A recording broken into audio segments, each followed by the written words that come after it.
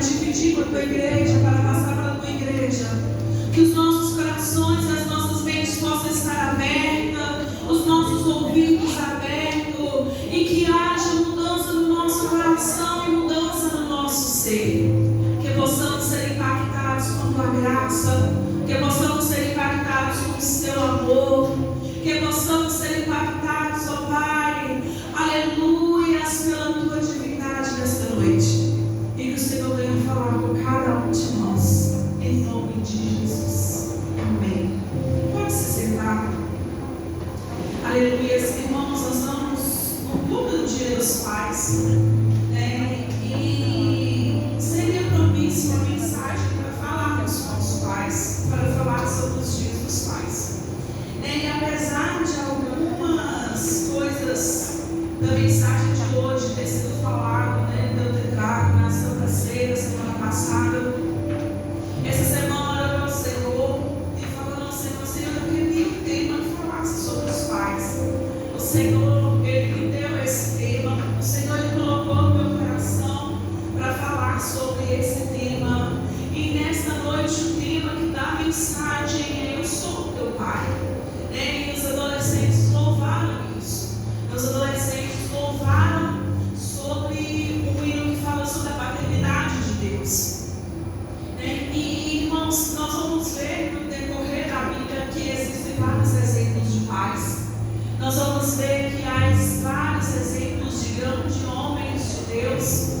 E nós vamos ver que Deus, Ele é um pai excepcional, que apesar do nosso pecado, apesar de nós termos sido separados dele, apesar de nós sermos muitas das vezes levados por algum caminho que não é o que ele planejou por nós, ele ainda tem um amor supremo por nós, né? E essa passagem, essa parábola do filho pródigo, Jesus, quando ele ia falar com aquelas pessoas, quem eram as pessoas que Jesus falava? Quem eram aquelas pessoas que estavam ouvindo um homem falar pela primeira vez abertamente sobre a Bíblia, sobre um Deus, sobre um Salvador deles? Eram pessoas simples. A gente sabe que nem todos poderiam ir nas sinagogas, as mulheres não frequentavam as sinagogas. E de repente Cristo, ele vem e ele começa a falar. Ele começa a falar sobre o Messias, a falar sobre o Deus. E aquele povo, ele começa a aprender diretamente quem era Deus. E ali, quando eles começam a aprender o que era Deus, Jesus, ele usa da estratégia de parábola. O que é uma parábola? Parábola é uma história para ilustrar algo a fim de que a pessoa que esteja ouvindo vai ouvir aquela história, vai ouvir aquela parábola e vai entender o que ela quer dizer, qual é o significado, qual é a essência daquilo que aquele que está contando a história quer falar. Ficava mais fácil para as pessoas entenderem, sabe por quê, irmão? O Evangelho não precisa ser complicado, a Bíblia, ela não é complicada. O Jesus, ele vai falar assim: eu sou o caminho, a verdade e a vida. Lâmpada para os meus pés, a tua palavra e luz para o meu caminho. Então, aqui ele vai contar a parábola de um filho pródigo. E essa parábola, ela é muito contada. É uma parábola que vai falar sobre um homem que tinha posses, tinha riquezas, e em um determinado momento dali ele tinha 2 filhos. O seu filho mais jovem, ele vira para o seu pai e fala assim: pai, eu não estou satisfeito aqui não, sabe? Eu não quero ficar só aqui, eu quero sair, eu quero ir embora, eu quero que o Senhor me dê a parte que eu tenho direito para me ir embora. Só que tem um detalhe, irmãos, naquela época e até hoje, só é dado, o pai só dá algo para o filho de herança quando se morre, não é mesmo? Quando os pais morrem, quando os pais falecem, às vezes tudo tem muitos filhos, veio de uma casa, veio de algo que às vezes meu pai lutou a vida toda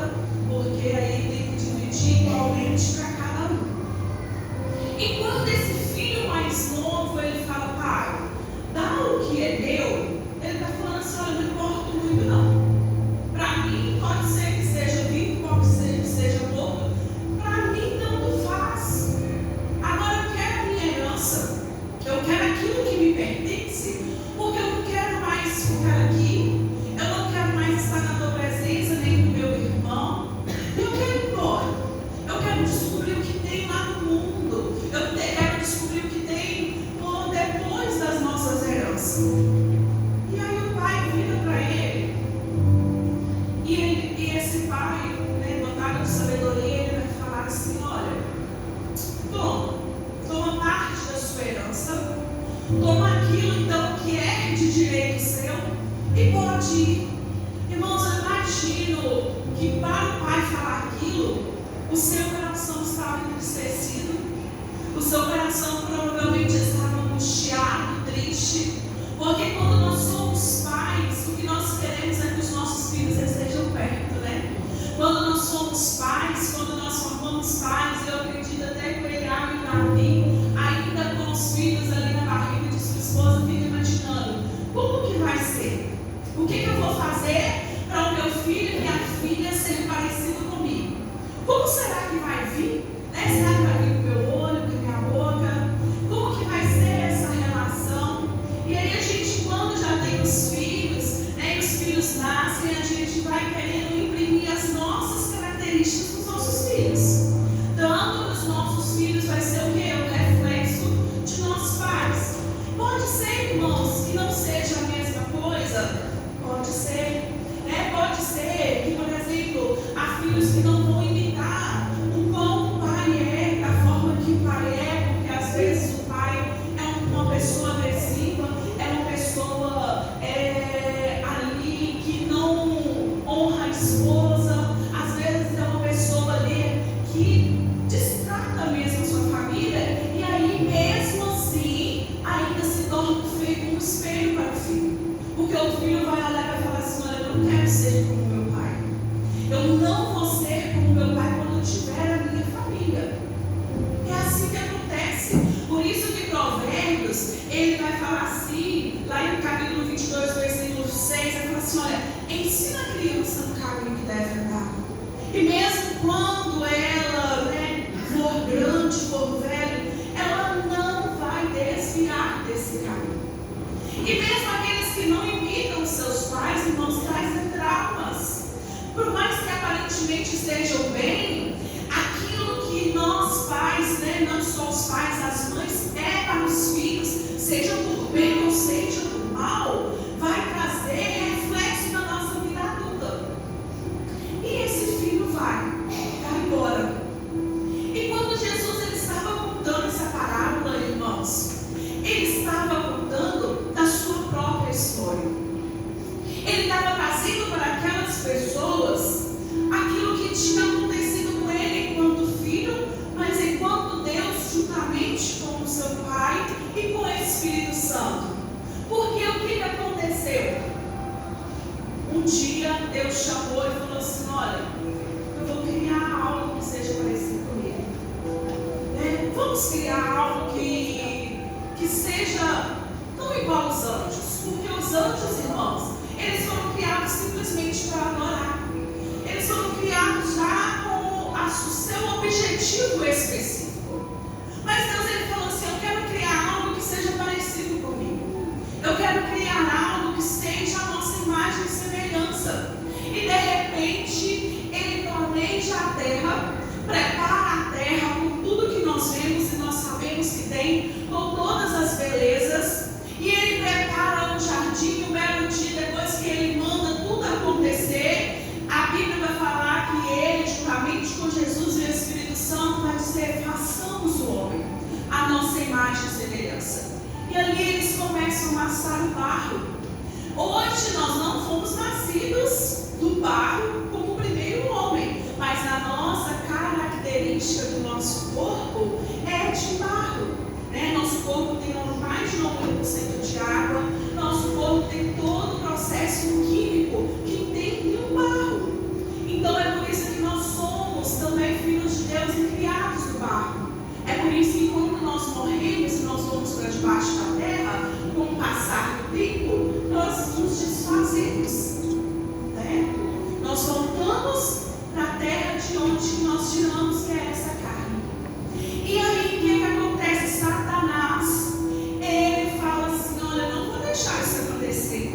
E aí a gente já sabe o que aconteceu. O homem caiu, e aí o homem teve que ser expulso do jardim do Éden. Aquele jardim preparado já não estava mais adequado para o homem viver. Aquilo que Deus tinha planejado para o homem já não iria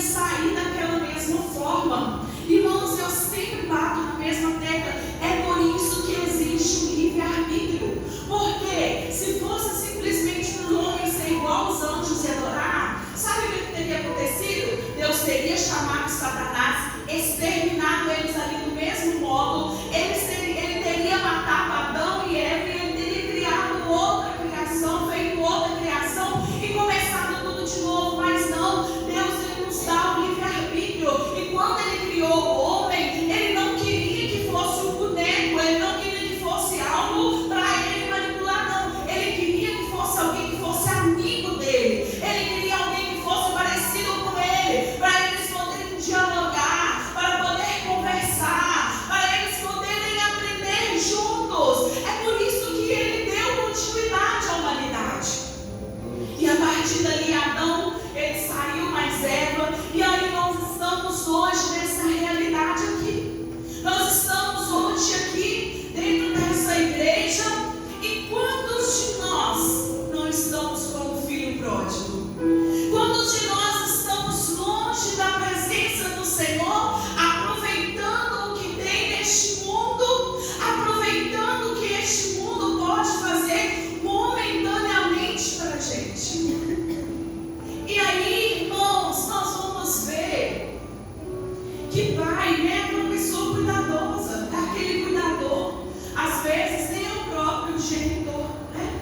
Às vezes é aquele que é um guardião, que tem a função de guardar e proteger. É por isso que nós vemos sobre essa paternidade de José, que foi o pai de Jesus também. Ele sabia que ele não tinha gerado Jesus. Ele foi o pai adotivo para Jesus. Né? Ele usou ali, ele deu todo o seu amor, toda a sua dedicação, né, para Jesus. Ele sabia que Jesus ele tinha sido gerado do Espírito Santo, porque o anjo foi lá e visitou ele. Sabe por quê, irmãos? No nosso pensamento de humano, muitas vezes nós pensamos assim, foi assim que ele pensou. Maria está gerando, a gente nem teve nenhum tipo de relacionamento, nós não casamos ainda. Então esse filho não é meu, né? Ela transgrediu, ela pecou, ela me desonrou. E aí o anjo vai lá e aparece para ele e fala assim: olha, José, não foi nada disso não. Realmente o que ela está gerando é um Salvador. Realmente o que ela está gerando é o que vai vir resgatar, aleluia, aquilo que Satanás tentou pegar. É o que vai nascer, aleluia, mas ele foi gerado no Espírito, ele foi gerado lá no céu, e ele só vai assumir a forma de ser humano, ele só vai assumir a forma carnal, porque é necessário, aleluia, que ele morra para resgatar a humanidade. E aí, irmãos, vou te falar, um belo dia ele está lá e aproveitou. Eu sempre falo isso, o mundo não é ruim, irmãos. O mundo, ele sempre vai ofertar para você aquilo que a sua carne quer. Só que nós temos um detalhe, nós não somos carnais, nós somos espirituais. A nossa forma carnal aqui, a partir do momento que o pecado dominou o mundo, deixou de ser a nossa casa, deixou de ser o lugar nosso. Agora nós somos o quê? Um ser espiritual. Agora nós somos um ser o quê? Transformado. Agora nós somos um ser diferente. Então tudo que tem nessa terra vai agradar muito a minha carne, vai agradar muito aquilo que vai me satisfazer terrenamente. É por isso que é difícil fazer um jejum, é por isso que é difícil orar, é por isso que é difícil ler a Bíblia, porque isso você vai estar alimentando a sua alma, você vai estar alimentando o seu espírito, você vai estar alimentando a sua natureza que não é terrena. E aí nós vemos que ele gastou tudo, aproveitou tudo, porque é assim que Satanás faz. Ele vai nos dar tudo de bandeja, ele vai dar-nos tudo que aparentemente é bom, tudo que, nossa, estou arrasando, estou demais. Mas quando ele vem, ele dá uma rasteira, ele passa de uma vez só. E aí no belo dia, aquele jovem que curtiu, que aproveitou, ele está no meio dos porcos, e aqui os porcos, às vezes Jesus queria simbolizar o mundo, né? O mundo, depois que Satanás ele te tira de tudo, depois que você já está em meio aos vícios, depois que você já você já perdeu os seus bens, depois que muitas vezes você já perdeu até a sua dignidade, depois que as pessoas olham para você e falam assim: nossa, você viu o que aconteceu com fulano? Você viu o que aconteceu com ciclano? Tomara que o filho não pareça com ele, tomara que a filha não pareça com ela. É assim, irmãos, e era assim que ele estava. Só que ele, aleluia, lá em meio àqueles porcos, ele falou: olha, eu não sou digno mais de voltar e falar: pai, me aceita de volta. Eu não sou digno mais de falar: pai, eu quero sentar na tua mesa e comer. Aleluia, mas eu lembro que aquelas pessoas que trabalham para o meu pai, eles comem muito melhor do que eu estou comendo, eles vestem melhor do que eu estou vestindo, eles vivem muito melhor do que eu estou vivendo. Então eu vou me levantar, eu vou até ele, vou me ajoelhar nele e falar: pai, eu sei que eu pequei contra o Senhor, eu sei que eu pequei contra os céus e não sou digno mais de chamar o teu filho, mas perdoa-me, ó pai, aceita-me de volta, ó pai. Ele pensou dessa forma. E quantos de nós, quando estamos no mundo, irmão, nós pensamos isso? Eu não sou digno de frequentar uma igreja, eu não sou digno de carregar uma Bíblia, eu não sou digno de adorar e exaltar a esse Deus, porque a minha vida toda já foi bagunçada, a minha vida toda já não faz mais sentido, a minha vida toda eu fiquei longe e afastado de Deus. E aí, ele levanta do jeito que ele estava, sujo, porque é isso que o mundo vai te oferecer, sujeito, cabisbaixo, sem amigos, sem amor, sem algo de paternidade. Aleluia. E quando ele vai ao longe, aleluia, o seu pai às vezes estava ali, eu acredito que todas as vezes ficava avistando, talvez, ali o caminho, e talvez todos os dias ficava assim: será que meu filho vai retornar um dia?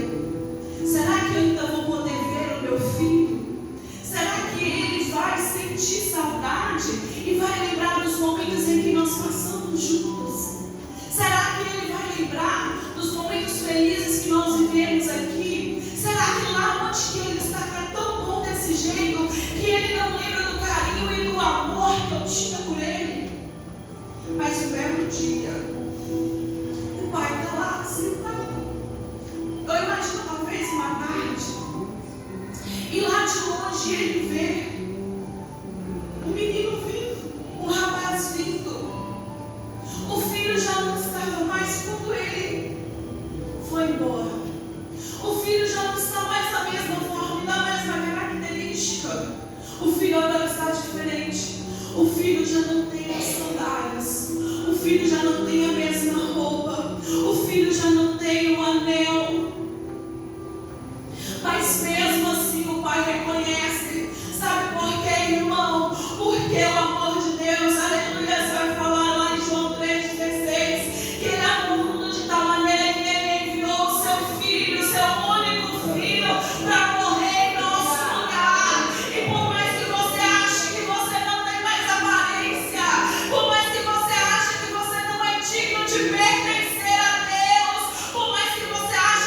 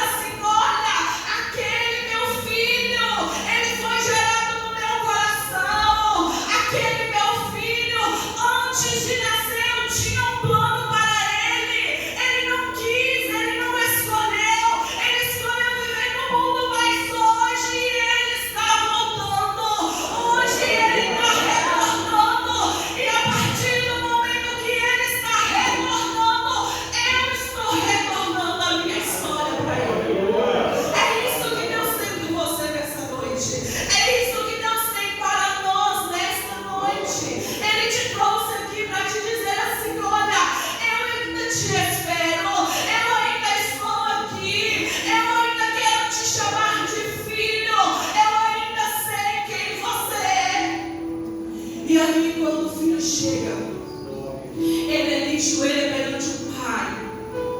E ele fala: Pai, eu não sou digno de ser chamado teu filho.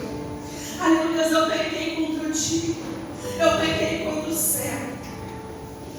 Mas quando ele faz isso, o Pai vira para os seus servos e fala: olha, trazer depressa a melhor roupa, a melhor veste. Aleluia. Põe o anel no seu dedo e põe as sandálias nos seus pés. Aleluia. Porque este meu filho, aleluia, eles tinham se perdido. Em outras traduções vai falar: esse meu filho, ele estava morto. Esse meu filho estava no mundo. Esse meu filho estava longe, estava afastado. Mas hoje esse filho reviveu. Oh, Marabassuia, Arabanai. Esse meu filho reviveu. Esse meu filho retornou. Oh, glória a Deus. Glória a Deus. E foi isso, irmãos, que aconteceu. Jesus, ele veio na terra. Ele morreu para nos resgatar. E quando ele morreu, a partir do momento que ele morreu ali, ele nos deu o direito de salvação. Quem era nós antes de Jesus? Onde nós estávamos antes de Jesus? O que nós fazíamos antes de Jesus? Prostitutos, alcoólatras, enfiado no pecado, enfiado as coisas que o mundo pode oferecer. E eu pergunto, hoje como nós somos? Como nós estamos? Quando nós paramos para pensar, né, irmão Rogério, no tráfico de drogas, né? A polícia atrás. Quem era o irmão Rogério? Talvez o que aquelas pessoas que conhecessem o irmão Rogério naquela época falaram: não vai dar em nada. Para ele vai ser o quê? Caixão ou cela? Mas não. Esse pai falou assim: não, irmão Rogério. Aleluia, Jesus. Você não tem a morte ainda. Não, irmão Rogério, você não tem uma prisão preparada para você. Não, irmão Rogério, você não está limitado nesses vícios que você tem. Não, eu tenho algo para você. E hoje nós oramos, irmão Rogério, louvando e bendizendo o nome do Senhor aqui dentro. Oh, aleluia, falando que Jesus salva, que Jesus liberta, que Jesus vai para o céu. E que quando eu falo, ele é o nome de Deus. É isso que Deus faz conosco, irmãos. Não há tempo mais de nós ficarmos pensando: ah, vai pensar isso de mim, vai pensar aquilo de mim. Importa o que Deus pensa sobre você. E sabe o que Deus pensa sobre você? Ele fala: tenho sobre você pensamentos de bem, pensamentos de paz, não pensamentos de morte. Porque, irmãos, aleluias, o salário do pecado é a morte, mas o dom gratuito de Deus, ela é a vida eterna. Aleluias, a vida eterna que está reservada para mim e para você. A vida eterna que está reservada para nós. Aleluias, é que um dia Ele vai nos voltar e vai nos resgatar. Aleluias. E se você que está aqui nesta noite está afastado do Pai, nesta noite o Pai, Ele te chama, Ele te conhece, Ele sabe as suas características, Ele sabe aquilo que tem te afastado dele, Ele sabe quais são os seus problemas, Ele sabe, aleluia, quais são as suas dificuldades, Ele sabe quem você é intimamente, aleluia, e Ele te chama para te trazer a felicidade novamente. Ele te chama para viver o sobrenatural novamente. Aleluia. Glória a Deus. Bom, Valdilei, coloca novamente: eu sou teu Pai. Aleluia. Os irmãos vão louvando ao Senhor. Aleluia. E tem alguém nessa noite, aleluia, que quer reencontrar com seu Pai? Porque quando nós estamos afastados de Deus, quando nós estamos afastados da igreja, nós estamos longe do nosso Pai. Nós estamos longe, aleluia, daquilo que Ele tem preparado para nós. Mas